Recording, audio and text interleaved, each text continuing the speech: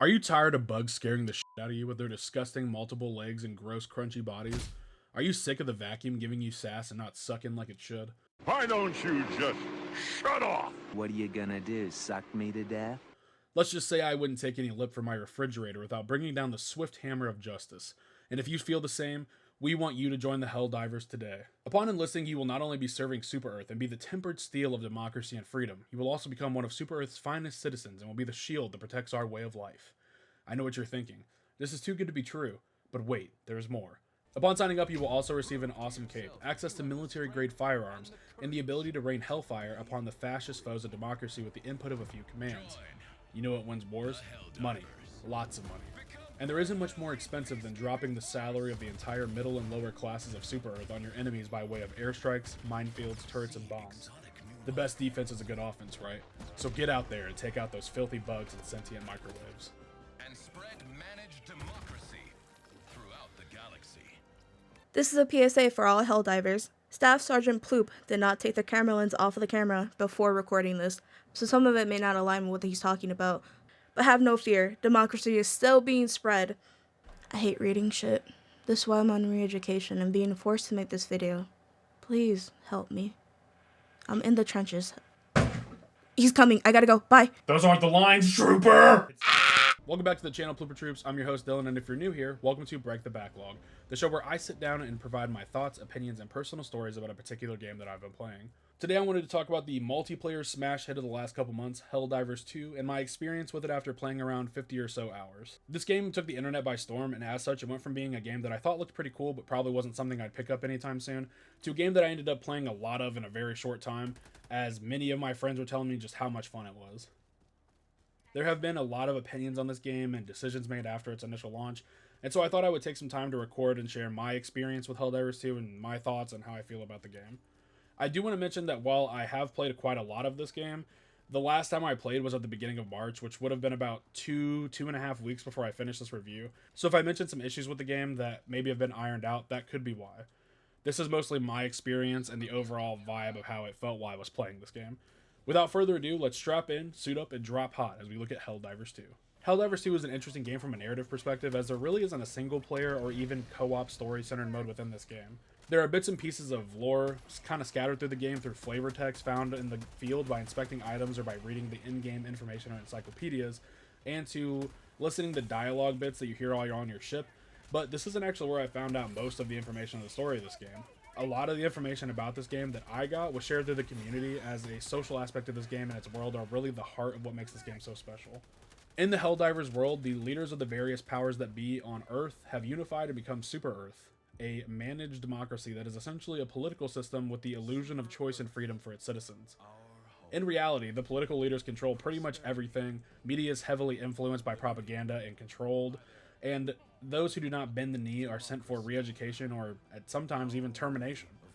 The government is authoritarian, though the citizens of Super Earth by and large are not aware of this, and because of the government-controlled media and information, many are wrapped up in this illusion of freedom. Super Earth is also heavily militaristic, and as such, citizens are pushed to enlist in the military through the use of propaganda videos like the one we see at the beginning of the game. Helldivers 2 takes place 100 years after the events of the first game. Super Earth had defeated its enemies and began colonizing the rest of the galaxy. The Helldivers military unit was retired as there was no longer a need to have these super soldiers, until these threats start re-emerging that threaten the Super Earth's manifest destiny style of beliefs, and now the Helldivers are so back and primed and ready for war with the enemies of democracy. I love that most of the information that I got from this game was shared through posts with the community. I think that this game's community is a large part of its success because people are just having fun. They're lightly role-playing and living up to the extreme and hilarious, overly patriotic themes of Helldivers' attitude. I mean, this game just pokes fun at all these political concepts and takes them to the level of extreme satire in a way that has spawned many memes and endless amounts of comments and replies in character where people accuse one another of being bug sympathizers or cyborgs in disguise, posting on the Helldivers Reddit to spread messages that threaten democracy. This game's story also feels like it's constantly changing due to the effects that the community has on the actual game world. By completing missions, players add to an overall pool of points that go towards capturing, or liberating, as Super Earth would call it, planets. Liberating enough planets will cause enemies to be pushed back to the next row of planets, allowing players to take missions on different worlds. This style of interactive world has caused calls of action to be posted on Discord and Reddit, where players attempt to coordinate their war efforts to take the various planets, defend others, and I've even seen people sharing some of their war diary style posts where they document the war as it unfolds. This game's insistence on going overboard with the political satire is a breath of fresh air, as is the community kind of getting behind this continued storytelling and matching that same energy by playing into the ridiculous theatrics of the title. It harkens back to times of older MMOs and forum posting and players sharing their stories, and I think that this is something that a lot of gamers have missed, or maybe not even experienced before, causing this communal sense of working together towards a common goal, and bits of light or heavy roleplay to create stronger bonds between the game and its players. Helldivers 2 is pretty sleek looking on PlayStation 5, and the game's visuals were something that I always thought looked really intriguing from the various trailers that were shown of the gameplay. The art style here is more along the realistic side of the spectrum, and I think they nailed the overall aesthetic of the game from a design standpoint in making the over-the-top action game where you look and feel like a badass as you're dishing out hot piles of freedom on anything that isn't human. Helldivers march off into battle in futuristic-looking space armor that comes in various sizes, colors, shapes, and levels of durability. There's so many armor sets to choose from in this game, and obviously there are going to be some that appeal to each player more than others. Watching this armor that we go off to in war start off sleek and clean, come back covered in the blood and guts of the Terminids, our allies, or even ourselves is pretty awesome. I think that there was a lot of decisions made here, all in the name of evoking that badass super soldier feel. My one wish here is that you could color your armor yourself, or even if they would include some kind of like visual mechanic where you could take your suit of armor and make it look like any other suit of armor, so you don't have to sacrifice your style for what specific bonuses you're looking for. The enemy designs are also really unique and make for some fearsome foes that would strike fear into any Helldiver, though they probably wouldn't admit it. The Terminids, being an alien race of insects, have different soldier types that all take inspiration from various bugs that we may recognize from our real world. Stalkers and hunters have praying mantis kind of qualities, while the Charger looks like a thick armored beetle. From the chemically green abdomen of a spewer that swells up right before it spits its corrosive acid towards you, to the looming legs of a Bile-Titan chasing you down, the bugs are an intimidating and daunting foe that can easily overwhelm and outman the small squads of 4 Helldivers that can travel at maximum together. I love the Horde-style enemy designs in video games like the Skaven from the Vermintide series, and I just love that it's this gross, creepy, crawly art style of drawing from the reality pests that we have, and saying what would happen if they were larger and more formidable. From a design standpoint, I really like the design of the Terminids, and I imagine if I was being swarmed by these things, I would be horrified. I'd probably just call down a 500-kilogram bomb on top of myself and end it. The big swarm is varied, and each has that look from a distance that tells you the threat that you're going to be dealing with. They're very easily identifiable. This also goes for the automatons as well, which my group actually didn't take on until well into our playthrough of the game. The metal framework of their infantry grunt level soldiers features some resemblance to the human skeleton in structure, making them eerily human-like. The elements of human posture are intruded upon by the cold hard steel of their bodies and the piercing red glow of their eyes as they close in on you. Moving up from these grunt level soldiers, we see larger bodies equipped with different weapons, my favorite being the chainsaw arms of the berserkers. Automatons also have tanks and large mech suits called Hulks in their ranks that bring on the bulk and can strike the absolute feeling of fear when you see them peer from around a corner or they happen upon you in the field. I love the design of the automatons as much as I love it with the Terminids, maybe even a little bit more. They are definitely the cooler of the two enemies in my opinion from a design standpoint, and fighting them has made the game feel like a darker and grittier Clone Wars battle. The metallic grinding of their vocalizations, the dropships that loom overhead carrying squads of death dealers upon their cargo, and the red laser projectiles flying overhead really changed the vibe and style of this game with an immediate impact. Both of the current factions within the game have distinct and solid art direction, and I think that making two different enemies that feel different in their approach, but ultimately all have these ranks that serve the same purpose, is something that should be recognized. A game about dropping in and going to war where most soldiers would likely feel some feelings of fear and anxiety, it is that much more immersive when the enemies are terrifying and deadly in their designs. The sound work in this game is another area that is pretty solid, and dumping ammunition onto the heads of enemies of democracy has the same explosive intensity and grandeur of the visuals. The sound design provides a good support system for the visuals by an impressive hand at capturing the sounds of war. The way that an earth-rocking bomb has that guttural and explosivity of low and mid-tones that sound as epic as they look, or the mechanical pop of gunfire in the distance as one of your squad mates is getting backed into a corner by a swarm of bugs, Helldivers 2 gets a lot right with its sound. Aside from all the weapons all sounding realistic and having that cool factor that makes being an agent of death so much cooler, the sounds of the enemies do an equally good job of driving home that this is war, and war is a horrific theater. Terminids have various squeals and screeches as they are alerted to your presence that become synonymous with bug breaches and running for your life, just as the metallic groaning and grinding noises of the automaton callouts and speech almost have a horror-like quality to them. If you put yourself in the boots of a Helldiver hearing these sounds, it would be understandable why the suit may have a little brown stain under the cape.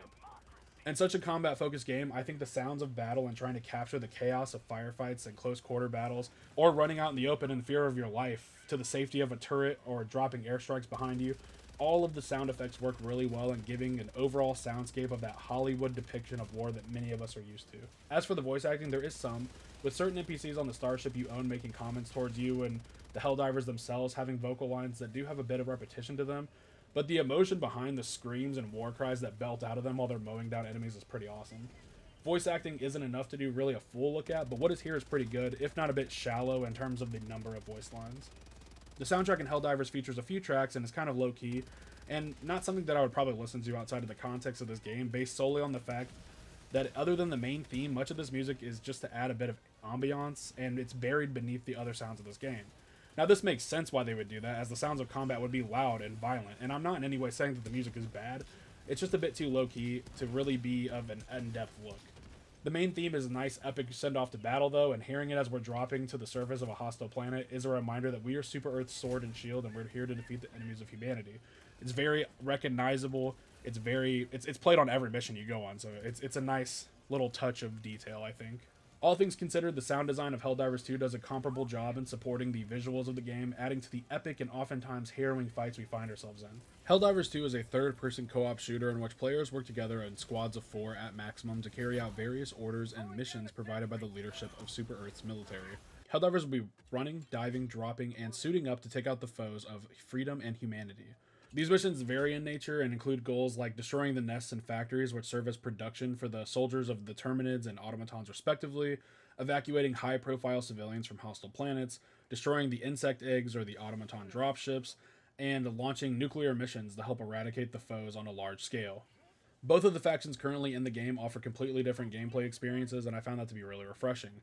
My group spent the first 25-ish hours just fighting the Terminids, and going from the organic claustrophobic fights with a swarm of insects and being frustrated with the chargers, the slows, the chargers, spewer acid catching you just enough to kill you, the chargers, and being overwhelmed by so many enemies in the open field of combat, and being overwhelmed by so many enemies in such a small space, that when we went into combat with the automatons in the open field, there was just much more of an emphasis on firefights, cover, and using typical shooter tactics that it felt like such a relief. I think the fact that they're able to create so many unique enemy types that all feel kind of different and have different strengths and weaknesses, fighting styles, and weapons is just a really cool thing to see. And when I say that landing and fighting the automatons looked like we were in a grittier Clone Wars battle that I talked about earlier, that extends to the gameplay as well. Like, it felt completely night and day. Something as a sniping player that I would have liked to see a bit more of was a bit more verticality in the game that would allow me to get to some good vantage points on the enemies to support my squad. Though I realize that this would kind of lead to me being hard to kill on some of the maps, as the bugs especially don't have a ton of like projectiles outside of the spewers and stuff, so many of them can't climb. Although I have seen a charger teleport up high after running at a crag, and it was pretty funny. We're going to get to the issues in a bit, though. The weapons available to Helldivers include primary and secondary personal firearms, grenades, and the most vital items in the Helldivers arsenal, the stratagems. Stratagems come in different classifications, which are offensive ones like airstrikes and weapons that are fired from an orbital cannon, defensive ones like turrets and minefields, and support stratagems, which offer the player the ability to carry a third weapon that can help more effectively deal with the various threats on each planet. In my experience with the game, most of the primary and secondary weapons feel pretty ineffective at the higher difficulties, and that is because the stratagems are the main blood and lifeline of a Helldiver, as they offer different tools for different situations. Going up against heavily armored enemies, bringing a weapon that can punch a hole through that armor and allow your teammates to start dumping on the exposed weak point like an autocannon or recoilless rifle can level the playing field. Facing a massive horde of squishy but annoying foes like the hunters who are constantly lunging at you and slowing you down with their poison, a high-capacity and quick-firing machine gun or flamethrower is the tool you need. There are different tools for different jobs, and having such a well-rounded kit, and more importantly a well-rounded squad of Helldivers, can go a long way in making missions go more smoothly. Unlocking new stratagems is possible through using the in-game currency known as requisition slips to buy them. This is the most common currency you will earn in the game, and as such, these are pretty easy to unlock once you just reach the necessary level to unlock the ability to buy them. The primary weapons, armor sets, capes, emotes, poses, and other cosmetic stuff is unlocked through using another currency called medals to buy levels on a battle pass-like reward system known as war bonds. The original war bond offers the most levels and unlocks meant to equip the player with most of the items found within the game. The other various war bonds offer different themed items and are much shorter in how many levels they offer, but they give the ability to buy some unique takes on the firearms in the game, or even new guns entirely. The way that you can purchase the war bond itself is through using a premium currency that, as far as I know, you earn quite a bit of throughout the game. The final currency within the game are samples, which come in 3 different levels of rarity: common, rare, and super. These samples are available at different levels of play. For instance, I think you can always earn common samples on any difficulty, rare samples on difficulty 4 and higher, and super samples starting at difficulty 7 and up. The higher the difficulty, the more samples are available. The catch is, these samples can be dropped should the player die in a mission, and will have to be retrieved and carried onto the actual dropship when leaving the level to be successfully gained.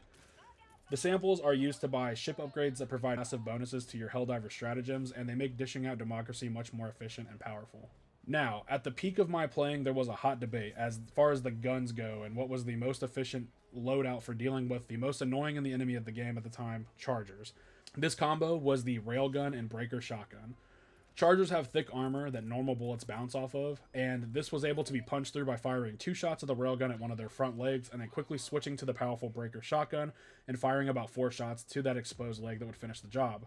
This made dealing with the multiple Chargers on the higher difficulties much more manageable, but the dev team decided that this was not their vision for the guns in question, and they felt like they were too powerful. Admittedly, I have never found playing a meta in a game with other choices to be fun, and I was excited that possibly nerfing these guns would mean that others got buffed, to make it more playstyles feel more valid at those higher difficulties. After the patch that changed these things, the community was really split though. Some who heavily relied on the meta loadout were infuriated and accused the game of being unplayable on the higher difficulties, while others ridiculed these meta players for being unskilled, with a dev even making a comment about this being a skill issue, which wasn't a good look for them, and they did apologize eventually. In my opinion, what they did buff, the main 2 guns being the flamethrower and laser cannon at the time, were not really all that efficient in dealing with the annoyance of enemies like Chargers. This problem became really noticeable after devs attempted another patch a few days later, which seemingly caused the spawn rates of Biotitans and Chargers to go through the roof on higher difficulties. This was around the time that I stopped playing the game because 1, I had unlocked most of what the game had to offer, and 2, I just wasn't having much fun as the Chargers were really, really annoying. I do remember one of my friends telling me that since then, they have made changes to the Charger's head, that at 1 shot, I think, from a recoilless rifle is enough to put it down, which sounds like a big improvement over the seemingly invincible bastards we fought before.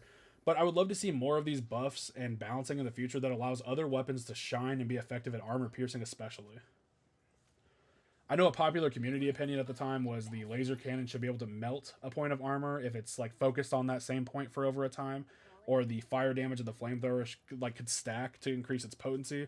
I think both of these are really good options. Something like this would make it less annoying to deal with a Charger. The armor in Helldivers is also a choice that can lend benefits for different situations as well, as there are armor sets that give you more stems to heal yourself with, more grenades for taking out enemy nests or factories, even some that give you the chance of surviving fatal amounts of damage.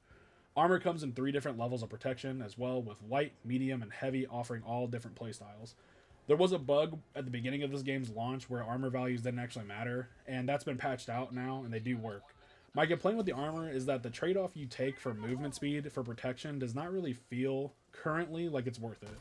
Sure, heavy armor does allow you to take a bit more damage, but it isn't enough that it ever feels justified for that trade-off when light armor allows you to move quite a bit faster around the map. The sluggish pace that heavy armor imposes upon the player means that you'll likely get hit a lot more, rendering the defense boost kind of null and void for most players. Overall, the combat in this game is really fun, and players are relatively free to throw whatever they have and can, and be imaginative when fighting the enemies of humanity, which I really enjoyed.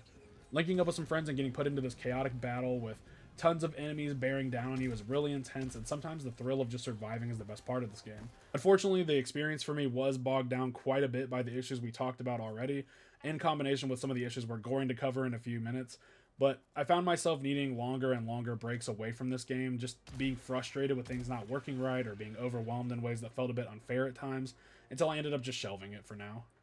Now, we talked about the real meat and potatoes of this experience that is Helldivers 2. What can citizens expect from serving in the army of Super Earth's finest soldiers? Well, to die. A lot. Helldivers 2 is a pretty tough game at times, and I think this is largely by design to reinforce the satire and commentary about the politics and hyper-militaristic views of Super Earth. Managed democracy is sold to citizens through information control and propaganda, as is pushing joining the military. The beginning of the game literally features a recruitment video to join the Helldivers, like we talked about earlier. Through the training tutorial we're put through, we are pumped up and made to feel like we're the most badass, special super soldier in the universe. Imagine being this recruit who believes that nothing can hurt them. The videos that you've seen of one man slaying hundreds of bugs. The war movies that show Super Earth snipers taking out entire automaton platoons because the robots are dumb buckets of bolts. Imagine that trooper grew up seeing this content and believing that they could achieve anything with that uniform on, behind the safety of their helmet and armor, and with their Liberator rifle in hand that they were invincible. And then when they land, they immediately get cut in half by a stalker that sneaks up on them or blown into 800 different pieces after stepping on a mine. In my opinion, the difficulty here is meant to reinforce that while Helldivers are told how special they are and mentally conditioned to believe that they are this unkillable death machine, that they are expendable and ultimately replaceable. The military has created this belief in the Helldivers that some soldiers will see them carrying out the most dangerous of missions alone, but for many others, it will see them perish in the battlefield and the starships dropping replacement after replacement after replacement as bodies of Helldivers just pile up on the battlefield. I found that when I connected this game's punishing nature at times to the lore and true nature of the military and Helldivers to be a really cool contextual inclusion. Another thing I really like about this game's difficulty is that the higher difficulties just mean higher chances of harder enemies spawning and there being more enemies and patrols in general. The higher difficulties do not make enemies hit harder or have more health, and I think that was such a smart design choice as it makes contextual sense within the game world that a Bile Titan is always the same in terms of health, what to expect, and the brave Helldivers taking on the harder work would be dropping into higher populated areas rather than just making every enemy a god, which just wouldn't really make sense. Now, that doesn't mean that this game's difficulty wasn't frustrating at times. It was very much so. So much so that I took an extended break while working on this review because it drives me up a wall at times. Especially when the spawn numbers of the most annoying bug in the game at the time that I played, the Charger, was insanely high. There was this issue with weapons balancing, and in combination with the higher spawn rates of difficult enemies in a time where we didn't really have a good replacement for the railgun to handle them, just led to things feeling pretty bad sometimes. I have heard and read that some of this was worked out, like Chargers being made easier to kill, and I am glad that from what it sounds like, the difficulty issues have been improved. Another issue that I had that made this game pretty frustrating at times were the connectivity issues, and I mean even after the initial launches. I didn't actually pick this game up until the end of February. There were days when after a patch I couldn't complete missions without the game kicking me out or crashing, which was extremely frustrating.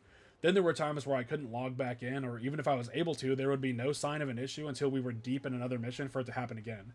There was also this issue where if someone left your game, you could no longer use your primary weapon, or sometimes even switch guns, which caused you to run around with your bare hands until enemies just ripped you apart.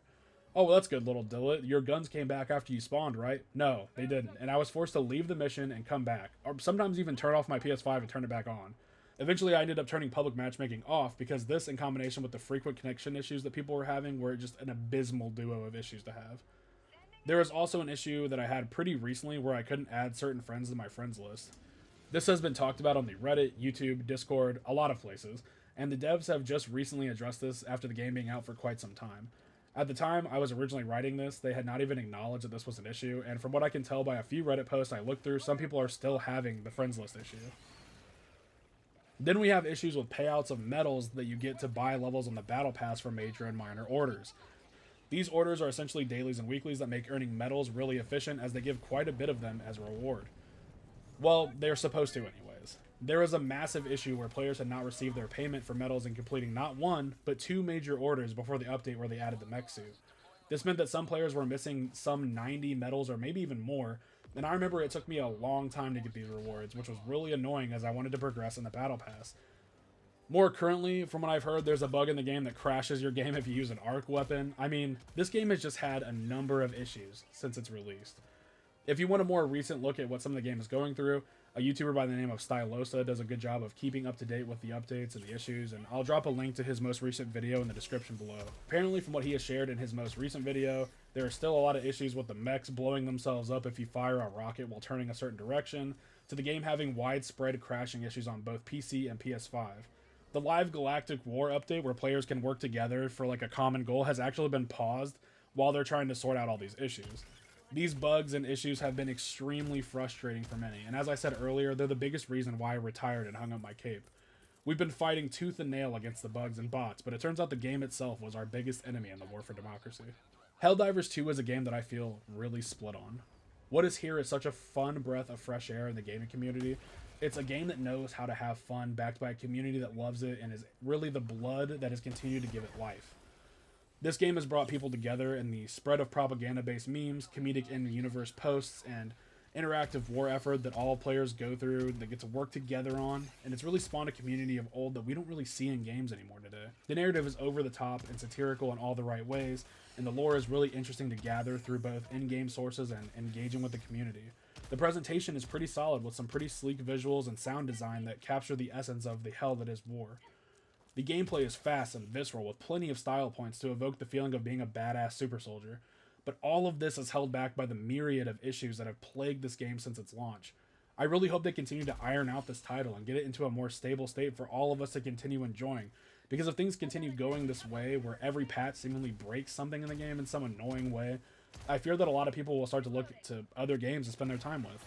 That would be a shame because at its core, especially within the first 2 hours I put in, this game was just simple fun. And the people who make up its player base brought forth a community that is just, like I said, not really seen in the modern era of gaming. I want Helldivers 2 to do better. I want Helldivers 2 to continue existing because we should be praising games like this that are able to bring us together for an attractive price point. I didn't even mention that. The game is not a $70 game. It's $39.99. I mean, on paper they did so many things right, but just technically it's such a mess sometimes. If you like this video, please hit the like button and subscribe, as that is the best way to help my channel out. And please tell me what you think about Helldivers 2 in the comments below. What has your experience been like in the battle for humanity? Until next time, take care of yourselves. Thank you for watching. Peace.